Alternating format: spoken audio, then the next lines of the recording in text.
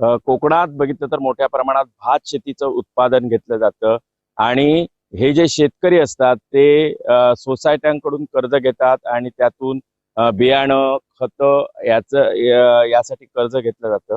मात्र परतीचा पावसाचा जो परिणाम आहे, सतत गेले 4 ते 5 दिवस हा पाऊस पडतोय. तुम्ही बघू शकता शेतामध्ये सध्या मोठ्या प्रमाणात पाऊस आहे आणि त्यामुळे शेती आहे ती पूर्ण भात शेती पाण्याखाली गेलेली आहे आणि काही ठिकाणी तर भातांना कोंब आलेले आहेत. त्यामुळे शेतकऱ्यांची अशा सध्या भावना आहेत की आम्हाला जे आम्ही सोसायट्यांमधून कर्ज घेतो त्या कर्ज घेतले खतांसाठी आणि बियाण्यांसाठी कर्ज घेतो. त्यामुळे एकंदर जे कामगार लावले जातात याच्यासाठी मात्र सध्या हा जो खर्च आहे तोही निघणार नाही आणि परिणामी बघितलं तर सध्या पूर्ण कोकणातील शेतकऱ्यांकडून अशी मागणी होते सरसकट नुकसान भरपाई द्यावी. त्याबरोबर बँका आणि पतसंस्था आणि सोसायट्यांची जी कडून कर्ज घेतलेलं आहे ते पूर्णतः कर्जमाफी मिळावी अशी मागणी सध्या शेतकऱ्यातून होताना दिसते. त्यामुळे यावर शासन काय निर्णय घेतं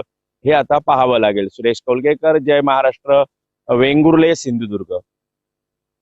सध्या परतीचा पाऊस गेले 4 दिवस लागत आहे आणि हा पाऊस अगदी 30 मिलीमीटरपेक्षा जास्त लागत आहे. याचा परिणाम असा झाला की भात शेती ही अगदी बऱ्याच ठिकाणी पाण्याखाली गेली. आता बघू शकता की आमची सुद्धा ही भात शेती आहे त्याला आता कोंब यायला सुरुवात झाली. आता हे कोंब आलेलं भात आम्ही नाही कापू शकत, म्हणजे भातही मिळू शकत नाही आणि गव्हातही मिळत. संपूर्ण भात शेतीचं नुकसान हे अवकाळी पावसाने होणार आहे.